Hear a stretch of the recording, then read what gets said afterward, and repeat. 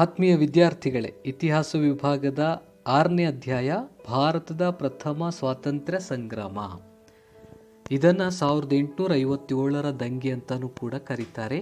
ಈ ಅಧ್ಯಾಯಕ್ಕೆ ನಿಮಗೆಲ್ಲರಿಗೂ ಸ್ವಾಗತ.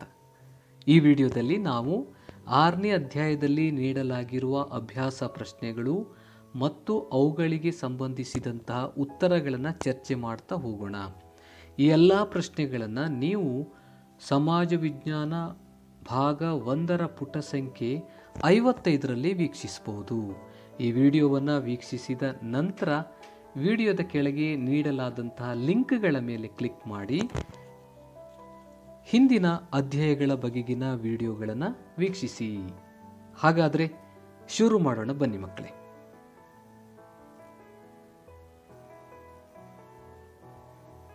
ಬಿಟ್ಟಿರುವ ಸ್ಥಳಗಳನ್ನು ಸೂಕ್ತ ಪದಗಳಿಂದ ತುಂಬಿರಿ. 1857ರ ದಂಗೆಯನ್ನು ಬ್ರಿಟಿಷ್ ಇತಿಹಾಸಕಾರರು ಡ್ಯಾಶ್ ಎಂದು ಕರೆದಿದ್ದಾರೆ. ಸಿಪಾಯಿ ದಂಗೆ. ಡಾಲ್ಹೌಸಿಯು ಜಾರಿಗೆ ತಂದ ನೀತಿ ದತ್ತು ಮಕ್ಕಳಿಗೆ ಹಕ್ಕಿಲ್ಲ ಎಂಬ ನೀತಿ. 1857ರ ದಂಗೆಯ ಸಮಯದಲ್ಲಿ ಬ್ರಿಟಿಷ್ ಅಧಿಕಾರಿಯನ್ನು ಕೊಂದವನು ಮಂಗಲ್ ಪಾಂಡೆ. ಝಾನ್ಸಿ ರಾಣಿಯು ಬ್ರಿಟಿಷರ ವಿರುದ್ಧದ ಯುದ್ಧದಲ್ಲಿ ಡ್ಯಾಶ್ ಅನ್ನು ವಶಕ್ಕೆ ಪಡೆದಳು ಗ್ವಾಲಿಯರ್. ಇನ್ನು 2ನೇ ಮೇನನ್ನು ನೋಡೋದಾದ್ರೆ, ಕೆಳಗಿನ ಪ್ರಶ್ನೆಗಳಿಗೆ ಗುಂಪುಗಳಲ್ಲಿ ಚರ್ಚಿಸಿ ಉತ್ತರ ಬರೆಯಿರಿ. ಮೊದಲನೇ ಪ್ರಶ್ನೆ, ದತ್ತು ಮಕ್ಕಳಿಗೆ ಹಕ್ಕಿಲ್ಲ ಎಂಬ ನೀತಿಯಿಂದಾದ ಪರಿಣಾಮಗಳು ಯಾವುವು? ವಿಶ್ಲೇಷಿಸಿ. ಬ್ರಿಟಿಷರು ಜಾರಿಗೆ ತಂದಿದ್ದ ದತ್ತು ಮಕ್ಕಳಿಗೆ ಹಕ್ಕಿಲ್ಲ ಎಂಬ ನೀತಿಯಿಂದಾಗಿ ಹಲವು ದೇಶಿ ರಾಜರು ತಮ್ಮ ರಾಜ್ಯಗಳನ್ನು ಕಳೆದುಕೊಳ್ಳಬೇಕಾಯಿತು. ಈ ನೀತಿಯಿಂದಾಗಿ ಸತಾರ, ಜೈಪುರ, ಝಾನ್ಸಿ, ಉದಯಪುರ ಮೊದಲಾದ ಸಂಸ್ಥಾನಗಳು ಬ್ರಿಟಿಷರ ವಶವಾದವು. ಇವೆಲ್ಲವುಗಳು ದತ್ತು ಮಕ್ಕಳಿಗೆ ಹಕ್ಕಿಲ್ಲ ಎಂಬ ನೀತಿಯಿಂದ ಉಂಟಾದ ಪರಿಣಾಮಗಳು. ಪ್ರಶ್ನೆ ಸಂಖ್ಯೆ 2, 1857ರ ದಂಗೆಗೆ ಆರ್ಥಿಕ ಬದಲಾವಣೆಗಳು ಹೇಗೆ ಕಾರಣವಾದವು? ವಿವರಿಸಿ. ಇಂಗ್ಲೆಂಡಿನಲ್ಲಾದ ಕೈಗಾರಿಕಾ ಕ್ರಾಂತಿಯ ಪರಿಣಾಮವಾಗಿ ಭಾರತದ ಕರಕುಶಲತೆ ಮತ್ತು ದೇಶೀಯ ಕೈಗಾರಿಕೆಗಳು ಕ್ಷೀಣಿಸಿದವು. ಇಂಗ್ಲೆಂಡ್ ಕೇವಲ ವ್ಯಾಪಾರಿ ರಾಷ್ಟ್ರವಾಗಿರದೆ ಕೈಗಾರಿಕೆಗಳ ಕಾರ್ಯಾಗಾರವಾಯಿತು. ಭಾರತದಲ್ಲಿದ್ದ ಕರಕುಶಲಗಾರರು ನಿರುದ್ಯೋಗಿಗಳಾದರು. ವಿಶೇಷವಾಗಿ ಬಟ್ಟೆ ಮತ್ತು ಉಣ್ಣೆ ಕೈಗಾರಿಕೆಗಳು ಅವನತಿ ಹೊಂದಿ ನೇಕಾರಿಕೆ ವೃತ್ತಿಯವರು ಉದ್ಯೋಗ ಕಳೆದುಕೊಂಡರು. ಗೃಹ ಕೈಗಾರಿಕೆಗಳು ಇದೇ ಬಗೆಯ ತೀವ್ರ ಆರ್ಥಿಕ ನಷ್ಟ ಅನುಭವಿಸಿ ಶಿಥಿಲಗೊಂಡವು. ಭಾರತದ ವಸ್ತುಗಳನ್ನು ಇಂಗ್ಲೆಂಡಿನಲ್ಲಿ ಮಾರಲು ಇಂಗ್ಲಿಷರು ದುಬಾರಿ ಸುಂಕವನ್ನು ಹೇರಿದರು. ಜಮೀನ್ದಾರಿ ಪದ್ಧತಿಯಿಂದಾಗಿ ಸರ್ಕಾರ ಮತ್ತು ರೈತನ ಮಧ್ಯೆ ಇದ್ದ ಮಧ್ಯವರ್ತಿ ಜಮೀನ್ದಾರನು ಕೃಷಿಕರನ್ನು ಶೋಷಿಸುತ್ತಿದ್ದನು. ಕಂದಾಯ ವಸೂಲಿ ಮಾಡಲು ತಾಲೂಕುದಾರರಿಗೆ ನೀಡಿದ್ದ ಹಕ್ಕುಗಳನ್ನು ಹಿಂಪಡೆಯಲಾಯಿತು. ಇನಾಮ ಆಯೋಗ ನೇಮಿಸಿ ಇನಾಮ್ ಭೂಮಿಯನ್ನು ವಾಪಸ್ಸು ಪಡೆಯಲಾಯಿತು. ಇದರಿಂದಾಗಿ ಕೃಷಿಕರು ತೀವ್ರವಾಗಿ ಅವಮಾನ ಮತ್ತು ಆರ್ಥಿಕ ಸಂಕಷ್ಟ ಅನುಭವಿಸಿದರು. ಇದು ಕೂಡ ರೈತರ ಪ್ರತಿಭಟನೆಗೆ ಕಾರಣವಾಯಿತು.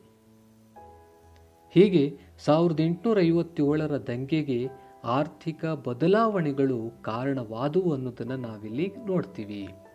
ಇನ್ನು ಪ್ರಶ್ನೆ ಸಂಖ್ಯೆ 3 ನೋಡೋದಾದರೆ, 1857ರ ದಂಗೆಯಲ್ಲಿ ಸೈನಿಕರ ಧಾರ್ಮಿಕ ಮನೋಭಾವವನ್ನು ಪ್ರಚೋದಿಸಿದ ಅಂಶಗಳು ಯಾವುವು? ಬ್ರಿಟಿಷರ ಸೈನ್ಯದಲ್ಲಿ ಭಾರತೀಯ ಸಿಪಾಯಿಗಳ ಸ್ಥಿತಿ ಅತ್ಯಂತ ಗಂಭೀರವಾಗಿತ್ತು. ಆಂಗ್ಲ ಸೈನಿಕರಿಗಿದ್ದ ಸ್ಥಾನಮಾನ, ವೇತನ, ಬಡ್ತಿ ಅವಕಾಶಗಳು ಭಾರತೀಯ ಸಿಪಾಯಿಗಳಿಗೆ ಇರಲಿಲ್ಲ. ಭಾರತೀಯ ಸೈನಿಕರನ್ನು ಸಾಗರೋತ್ತರ ಸೇವೆಗೆ ಒತ್ತಾಯಿಸಿದ್ದು ಧಾರ್ಮಿಕವಾಗಿ ಸೈನಿಕರನ್ನು ಪ್ರಚೋದಿಸಿತು.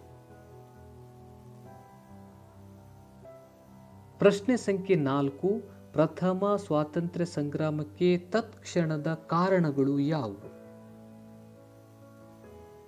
ಇಂಗ್ಲಿಷ್ ಸೇನೆಯಲ್ಲಿದ್ದ ಹೆಚ್ಚಿನ ಪ್ರಮಾಣದ ಭಾರತೀಯ ಸಿಪಾಯಿಗಳು ತಾವೆಲ್ಲರೂ ಒಂದಾಗಿ ಹೋರಾಡಿದರೆ ಇಂಗ್ಲಿಷರನ್ನು ಭಾರತದಿಂದ ಓಡಿಸಬಹುದು ಎಂಬ ಆತ್ಮವಿಶ್ವಾಸವನ್ನು ಹೊಂದಿದ್ದರು. ಈ ಸನ್ನಿವೇಶದಲ್ಲಿ ಸೈನಿಕರಿಗೆ ರಾಯಲ್ ಎನ್ಫೀಲ್ಡ್ ಎಂಬ ನವೀನ ಬಂದೂಕುಗಳನ್ನು ನೀಡುತ್ತಿದ್ದರು. ಬಂದೂಕುಗಳಿಗೆ ಉಪಯೋಗಿಸುತ್ತಿದ್ದ ತುಪಾಕಿಗಳಿಗೆ ಹಂದಿ ಮತ್ತು ಹಸುವಿನ ಕೊಬ್ಬನ್ನು ಸವರಿದ್ದಾರೆಂಬ ವದಂತಿ ಹಬ್ಬಿತ್ತು. ಹಿಂದೂಗಳಿಗೆ ಹಸು ಪವಿತ್ರವಾದರೆ ಮುಸ್ಲಿಮರಿಗೆ ಹಂದಿಯೂ ನಿಷಿದ್ಧವಾಗಿತ್ತು. ಈ ವದಂತಿಯು ದಂಗೆಗೆ ತಕ್ಷಣದ ಕಾರಣವಾಯಿತು. ಪ್ರಶ್ನೆ ಸಂಖ್ಯೆ 5. ದಂಗೆಯು ವಿಫಲತೆಗೆ ಕಾರಣಗಳನ್ನು ಪಟ್ಟಿ ಮಾಡಿ.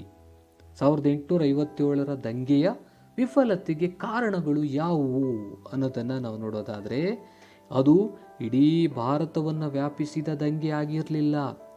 ಇದು ದೇಶದ ಬಿಡುಗಡೆಗಾಗಿ ನಡೆದದ್ದಕ್ಕಿಂತ ರಾಜರ ಅಥವಾ ರಾಣಿಯರ ಸ್ವಹಿತಾಸಕ್ತಿ ಹಾಗೂ ಹಕ್ಕುಗಳಿಗಾಗಿ ನಡೆದಿತ್ತು.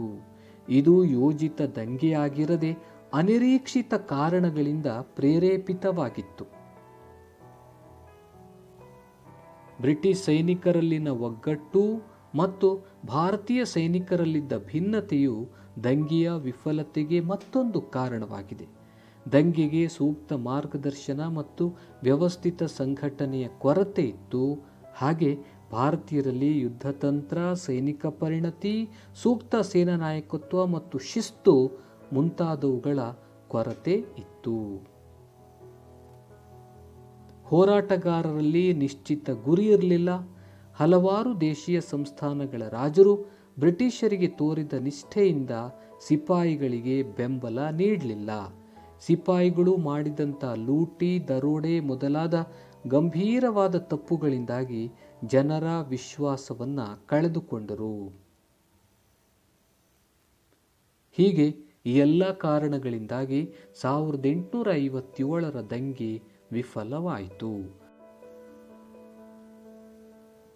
6ನೆಯ ಮತ್ತು ಕೊನೆಯ ಪ್ರಶ್ನೆ, 1858ರ ಬ್ರಿಟನ್ ರಾಣಿಯ ಘೋಷಣೆಯಲ್ಲಿದ್ದ ಅಂಶಗಳು ಯಾವುವು? ಕಂಪನಿಯು ದೇಶಿ ರಾಜರೊಂದಿಗೆ ಮಾಡಿಕೊಂಡಿದ್ದ ಒಪ್ಪಂದಗಳನ್ನು ಅಂಗೀಕರಿಸಲಾಯಿತು. ಪ್ರಾದೇಶಿಕ ವಿಸ್ತರಣೆಯ ಅಪೇಕ್ಷೆಯನ್ನು ಕೈಬಿಡುವುದು, ಭಾರತೀಯರಿಗೆ ಸುಭದ್ರ ಸರ್ಕಾರವನ್ನು ನೀಡುವುದು, ಕಾನೂನಿನ ಮುಂದೆ ಸಮಾನತೆ, ಧಾರ್ಮಿಕ ಸಹಿಷ್ಣುತೆಯೊಂದಿಗೆ ಭಾರತೀಯರ ಧಾರ್ಮಿಕ ವಿಷಯಗಳಲ್ಲಿ ಹಸ್ತಕ್ಷೇಪ ಮಾಡುವಂತಿಲ್ಲ. ಹೀಗೆ 1858ರಲ್ಲಿ ಬ್ರಿಟಿಷ್ ರಾಣಿಯು ಘೋಷಿಸಿದ್ದಂತಹ ಘೋಷಣೆಯಲ್ಲಿ ಈ 5 ಅಂಶಗಳನ್ನು ನಾವು ಕಾಣಬಹುದು.